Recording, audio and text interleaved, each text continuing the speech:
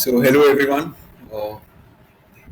Today I'll be covering hyperbola, and in my previous videos I've covered parabola and ellipse. Parabola वाली class में मैंने आपको पूरा basic से समझाया था दैट इस कोनिक सेक्शन से कैसे बनते हैं सारे, and I also explain all the basic definition and terminologies जो हर जगह काम आती है, just like vertex axis, eccentricity, latus rectum, directrix. ठीक है, तो will go with hyperbola and इसके बाद हमारा conic section will be done. आप लोगों को मैं क्वेश्चन भेज दूंगा ग्रुप में. ठीक है. A hyperbola is the locus of a point in a plane which moves in the plane in such a way that the ratio of its distance from a fixed point, which is the focus, in the same plane to the distance from a fixed line is always constant, which is always greater than unity. ठीक है, E is greater than 1. अच्छा देखो, इसने बात बोली है in the same plane. ठीक है, तो जो एलिप्स था उसका डायरेक्ट्रिक्स एक्स वाई प्लेन में ही था. इट कैन नेवर हैपन कि एलिप्स आपका एक्स वाई प्लेन में है. ठीक है, इसको मैं एग्जांपल से और अच्छी तरीके से समझाता हूँ.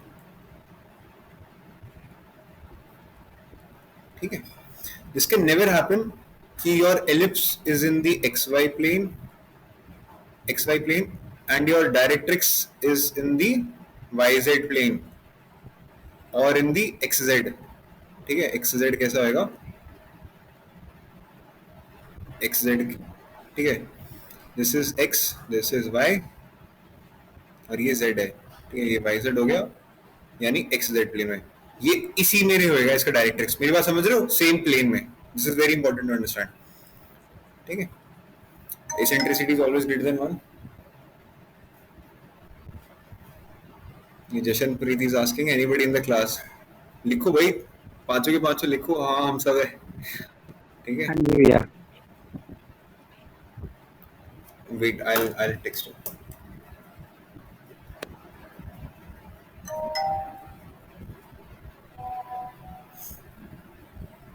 अरे थैंक यू सो मच यार, बहुत जल्दी करा आप लोगों ने. एडमिट कर लिया.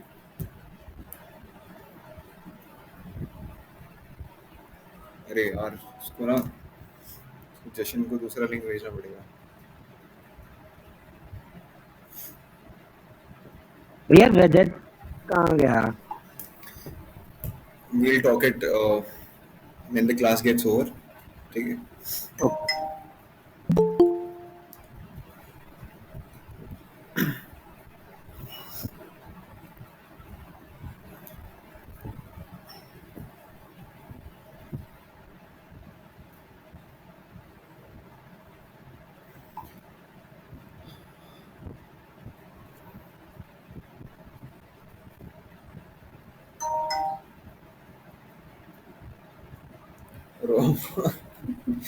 अरे भाई जशन, what are you doing?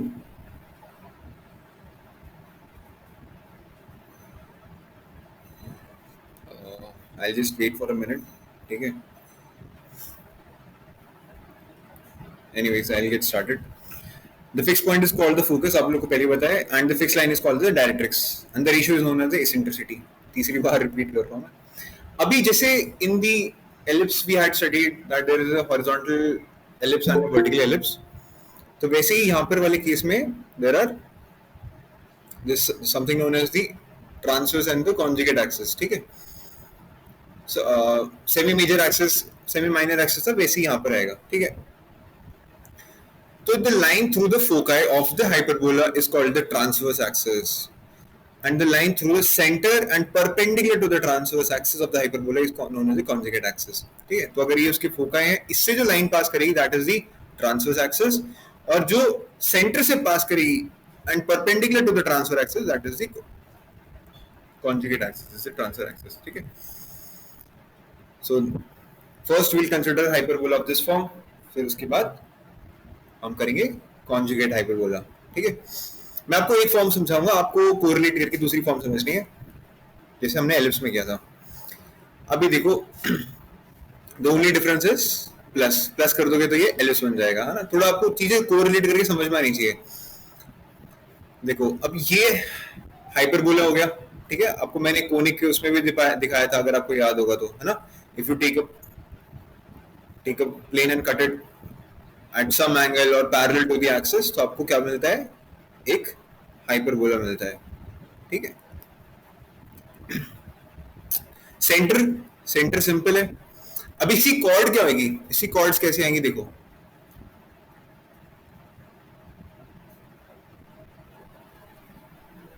ठीक है,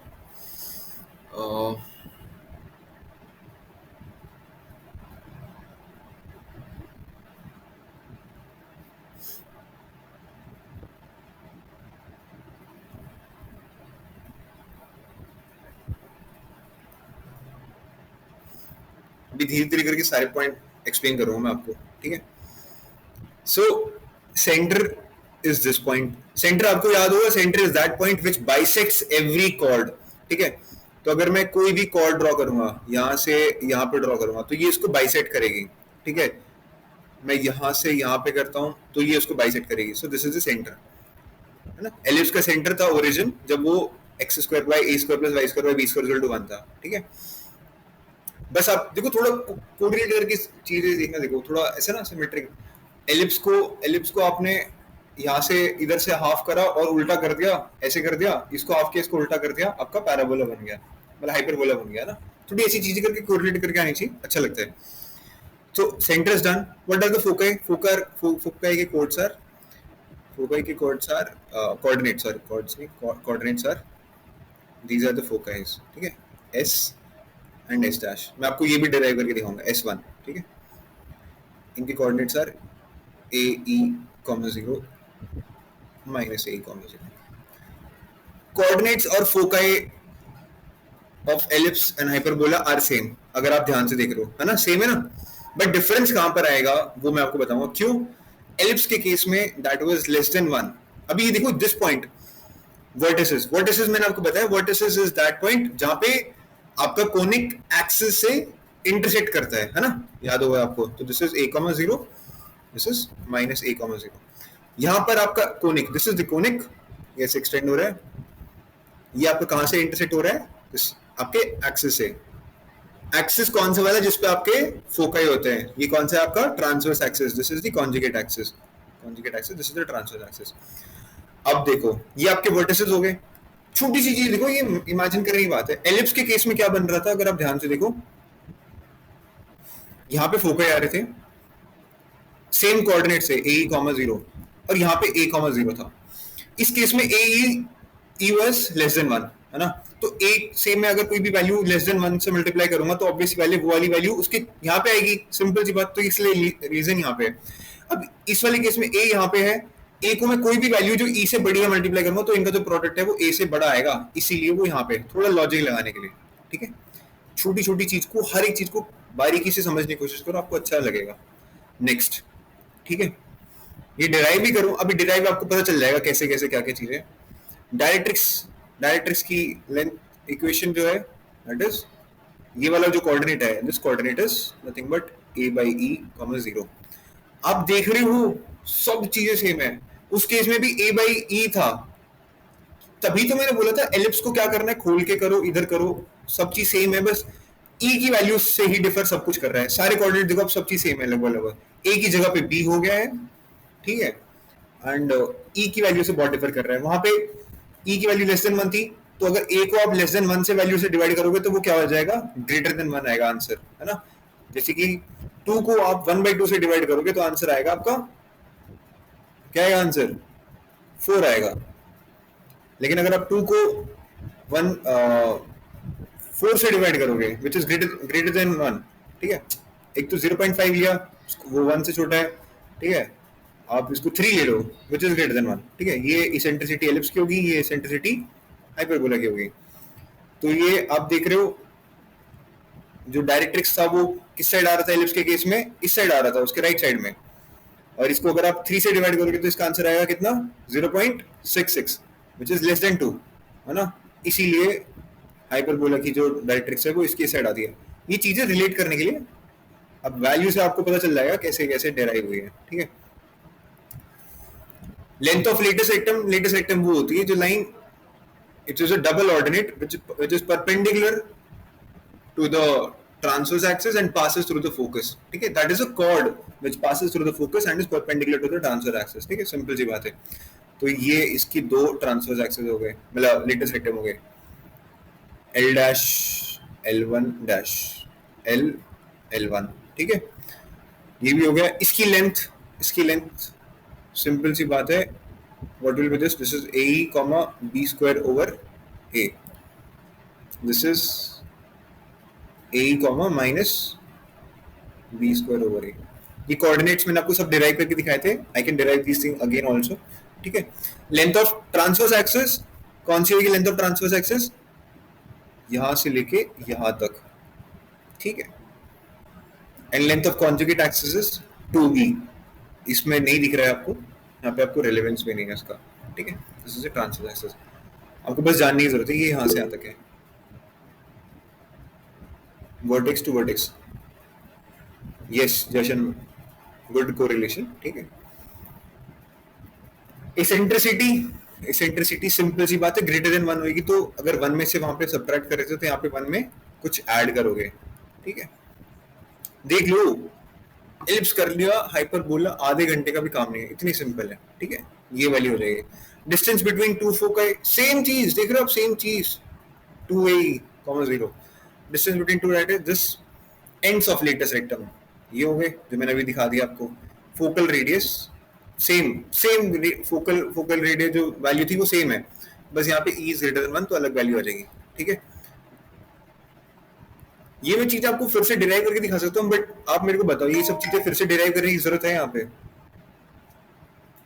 ये सारी की सारी वैल्यू मैंने पिछले एलिप्स की वीडियो में डिराइव करके दिखाई दी थी आपको सारी. बताओ, इज इट? बोलो Shrisha, you can watch the ellipse video. ठीक है, मैं आपको यूट्यूब पे डाल दूंगा, वैसे डाउनलोड कर दिया है. वो भैया देखा मैंने. अगर समझ में नहीं आया तो पूछ लेंगे ऑब्वियसली. ठीक है, समझ में देखो, आपको डेरिवेशन कहीं नहीं आना है, कहीं नहीं पूछना. Derivation is for the understanding, जो कि मैंने पूरा का पूरा एलिप्स में बताया. जशन, नो मतलब नो किस लिए? No for what? अगेन यार, इट विल टेक टाइम. ठीक है, मैं वही वाली बात है, फुल रेजन. ठीक है यार, मैं कर सकता हूँ बट इसका कोई रेलेवेंस नहीं है यहाँ पे. ठीक है, इसको आप कुछ नहीं करते हो, मैंने आपको बताया this is nothing but ellipse को चेंज करके करते हैं. अभी प्रॉब्लम पता है क्या है? जैसे मैंने आपको बताया था, एलिप्स के केस में ये डिस्टेंस फिक्स्ड होता है. ठीक है, ये डिस्टेंस फिक्स होता है, यहाँ से लेके यहाँ तक ले जाओ, यहाँ से लेके इधर तक लेके आओ, ये डिस्टेंस फिक्स है. हाइपरबोला में वो जो डेरिवेशन है वो सिमिलर एलिप्स के केस से ही लेके आ रखा है. ठीक है, इंडिविजुअल इसका वैसे डेरिवेशन नहीं आएगा. ठीक है, but what you can do is, yes जशन, कुछ लिखा है क्या? मेरा मतलब दोबारा मत करो. अच्छा, no again for full explanation. Okay, हाँ, वो रिलेवेंस नहीं है इसका, it is just sheer wastage of time. Explanation नहीं आ रही आपके में. ठीक है, बट जैसे मैंने आपको, किसी को अगर कोई डाउट आ रहा है, you can refer to the ellipse video. मैं आपको टेलीग्राम ग्रुप पे पोस्ट कर दूंगा एंड यूट्यूब पे भी I will post it either today और टुमारो मॉर्निंग फॉर श्योर. ठीक है, एलिप्स में मैंने हर एक फॉर्मूला अच्छे से एक्सप्लेन करा था, हर एक फॉर्मूला. ठीक है, ये सब के सब फॉर्मूला आप वहां से देख सकते हो, कोई बड़ी बात नहीं है उसमें. ठीक है, conjugate is nothing but same just like the vertical ellipse, है ना? जैसे वो horizontal ellipse था, ये vertical ellipse वाला केस आ गया. ठीक है, देखो याद आ गया. vertical ellipse के केस में मैंने बताया था ना, there is a correction 0,b, वहां पे देखो ये लिखा हुआ था.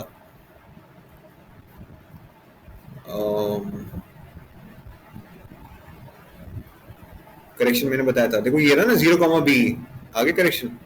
ठीक है, एंड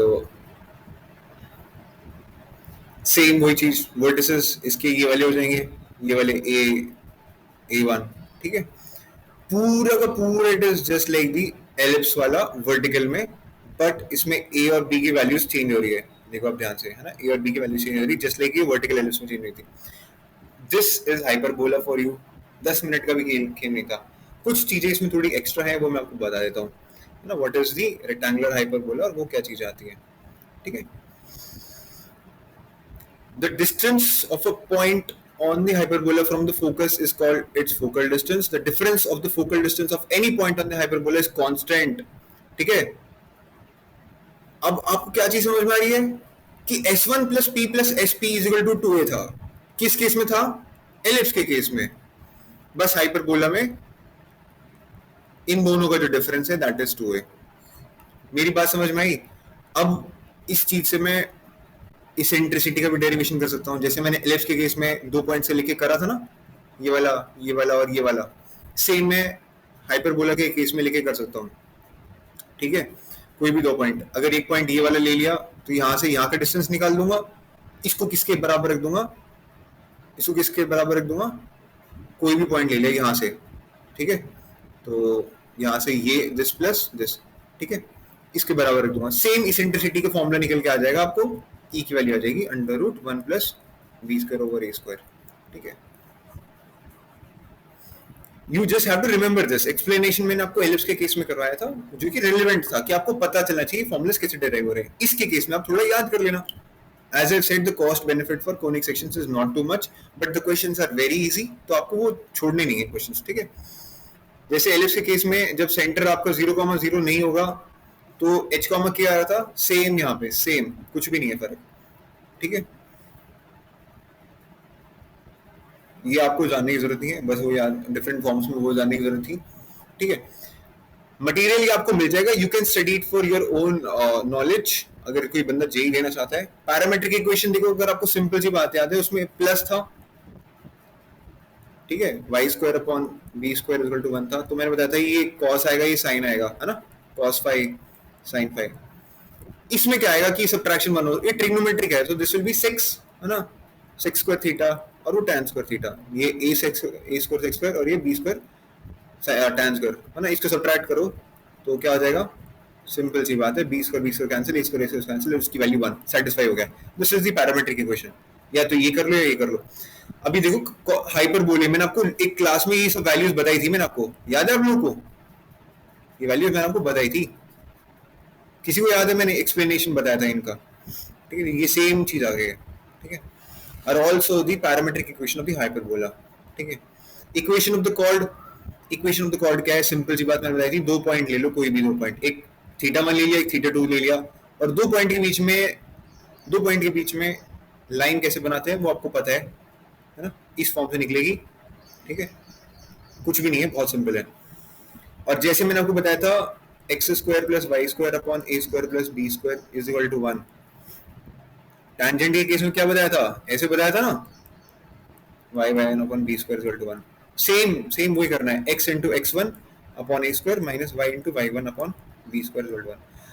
अगर आपको टैंजेंट पता है तो आपको नॉर्मल में क्या करना है, इसकी जो m1 आएगा उसको रिप्लेस करना है विद 1/m1 प्लस आपको एक पैरामीटर मिलेगा, वो पैरामीटर एक गिवन सेट ऑफ कंडीशन आपको दी होगी, उससे सेटिस्फाई करेगा, उससे आपको लैम्डा की वैल्यू आएगी और फिर उसको आपको इसके नॉर्मल की वैल्यू निकल जाएगी।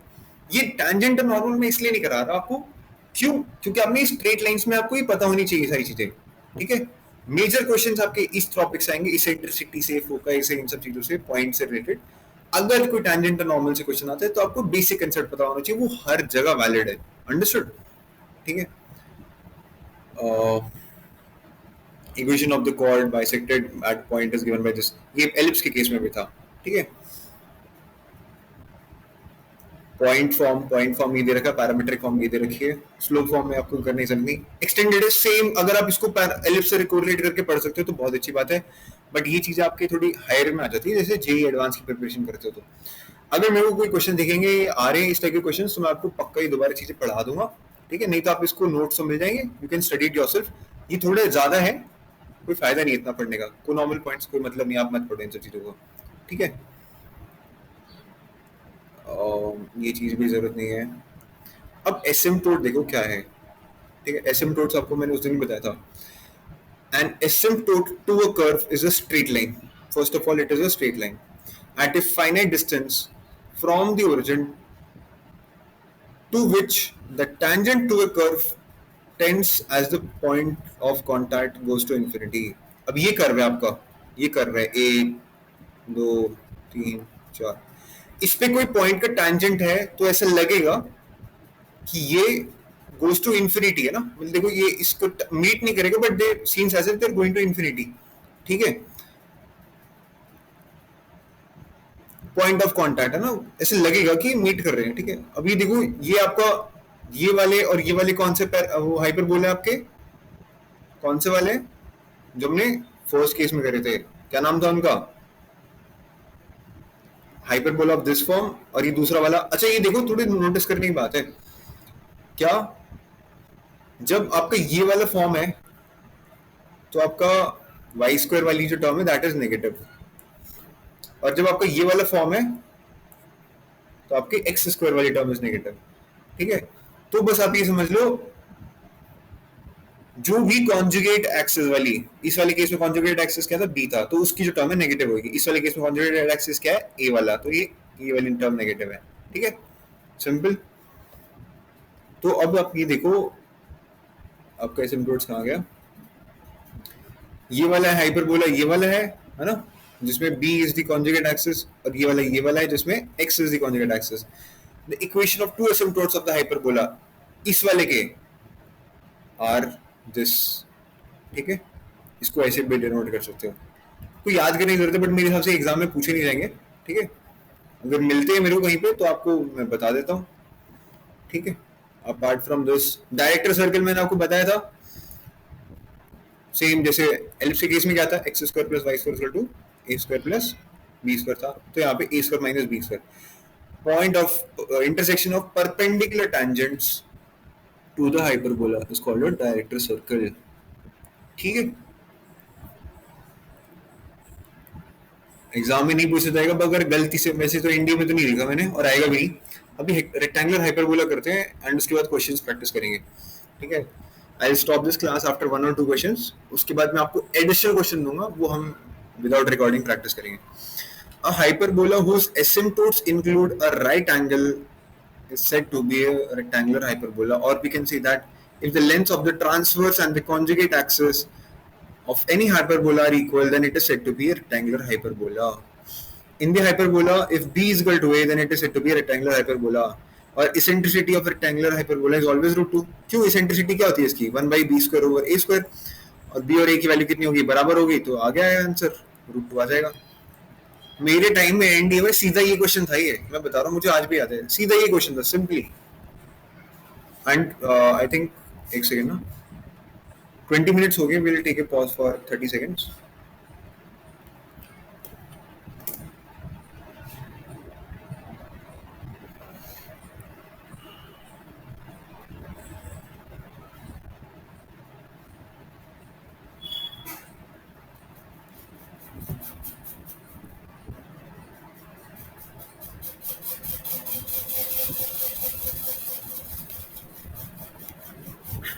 ठीक है, सेम क्वेश्चन था। अब आपको मैं वही बोलना चाह रहा हूँ, एनडीए वाले ना क्वेश्चन पेपर ऐसा बना देते कभी कभार कि आपको बहुत सारी चीजें भी नहीं पता ना किसी टॉपिक के बारे में, बट आप बेसिक अंडरस्टैंडिंग से आपको क्वेश्चंस कर सकते हो, ठीक है। If you see, just a minute ना,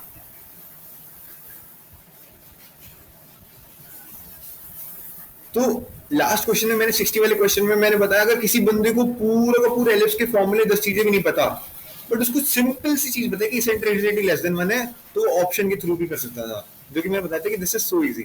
रेक्टेंगुलर हाइपरबोला में आ जाएगा, इसेंट्रिसिटी का ऑप्शन पूछ लेगा आपसे, ठीक है, √3/2, एक एलिप्स एक रेक्टेंगुलर हाइपरबोला दे देगा आपको, ठीक है, ऐसे ऐसे दे देगा आपको, एक्स स्क्वायर अपॉन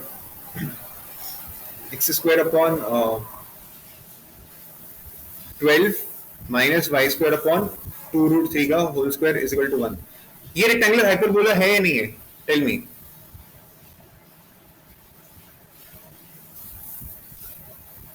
है भैया, है ना, दिस इज रेक्टेंगुलर हाइपरबोला, क्योंकि 2√3 स्क्वायर इज 12, और इसको भी मैं लिख सकता हूँ 2√3 का स्क्वायर, ठीक है।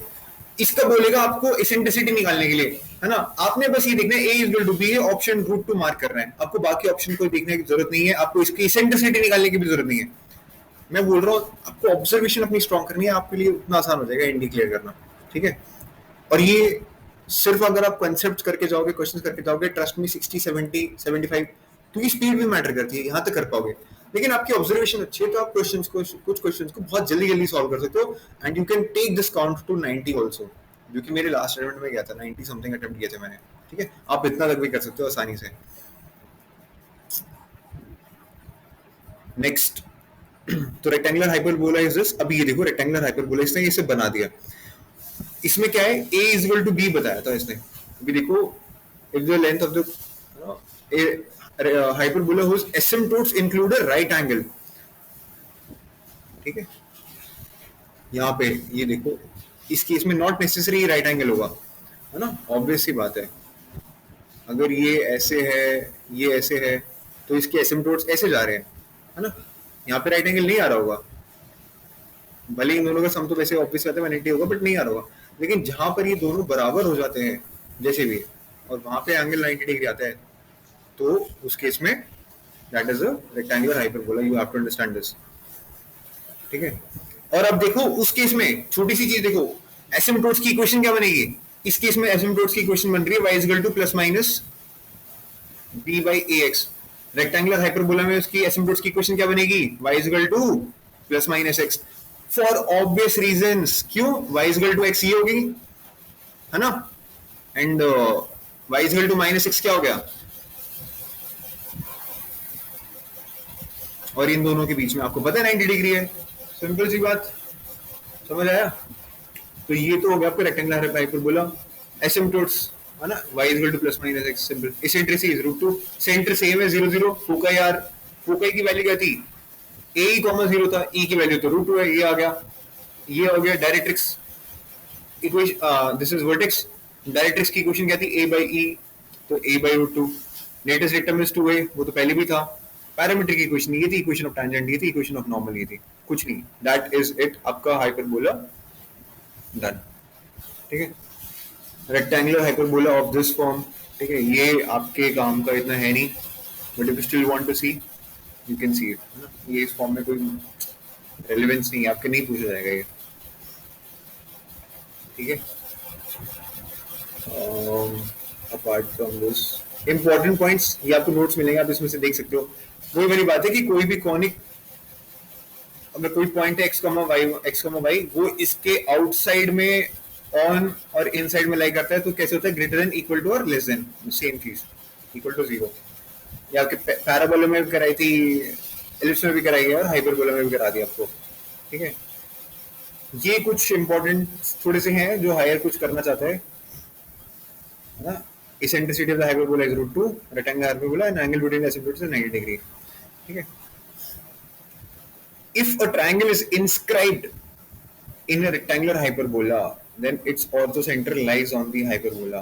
ठीक है, कोई मतलब नहीं आपसे पूछा जाएगा। बट मैं बताऊं, असली मजा तो मैथ्स का तब आएगा जब आप सारे के सारे खुद प्रूव करके देखोगे कि हाँ यार ये चीजें सच में हो रही है नहीं हो रही। मेरे को तो बड़ा मजा आता है प्रूव करने में। मैथ्स में प्रूव करने में ज्यादा मजा आता है सॉल्व करने से। अगर आप लोग मेरे साथ क्लास में रुके हो तो आपको पता चला होगा कि एलिप्स में हमने चीजें प्रूव करी थी, तो उसमें कुछ मजा आया था आप लोग को।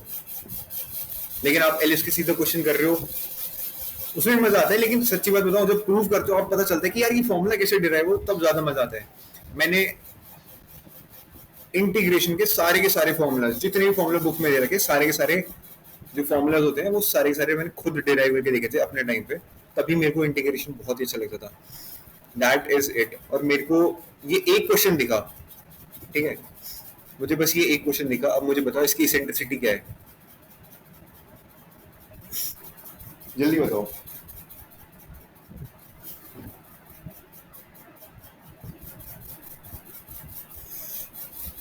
अब इसमें कोई ये नहीं करेगा कि ये ग्रेटर देन 1 है, सारे ही ग्रेटर देन 1 है। ठीक है, चेक कर रहा हूँ कोई कि भैया पिछले में ट्रिक थी, इसमें है या नहीं है।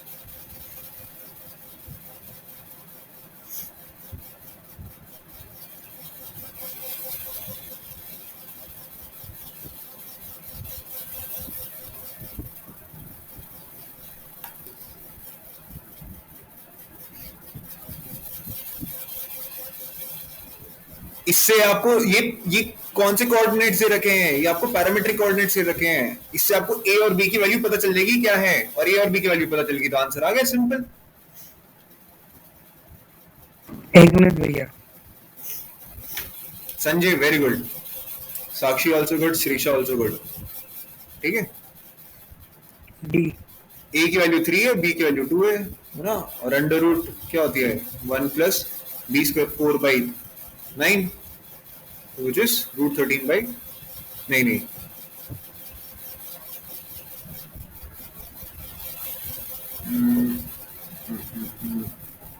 ग्रेटर देन है ना, this is 9/4 so which is root 13/2। ठीक है, सिंपल। हाँ और जी ये भैया। क्वेश्चन, अब ये क्वेश्चन आया था आपका एक क्वेश्चन, अब जिसको हाइपरबोला नहीं पता वो तो क्वेश्चन को छोड़ देगा, बट मैं बताऊं it took you hardly 10 to 15 seconds, it took you hardly 10 to 15 seconds, and हर एक क्वेश्चन में अगर 3 क्वेश्चन आते हैं तो आप तीनों के तीन क्वेश्चन 1 मिनट के अंदर कर सकते हो, 1 मिनट के अंदर। ठीक है, this is what I want to say कि सब चीज इतनी आसान होती है। तो ये बस छोटी सी क्लास थी, I will stop the recording, इसके बाद मैं आपको क्वेश्चन दे रहा हूँ। ठीक है, क्वेश्चन प्रैक्टिस के लिए रुक जाओगे। भैया आप कोई बेसिक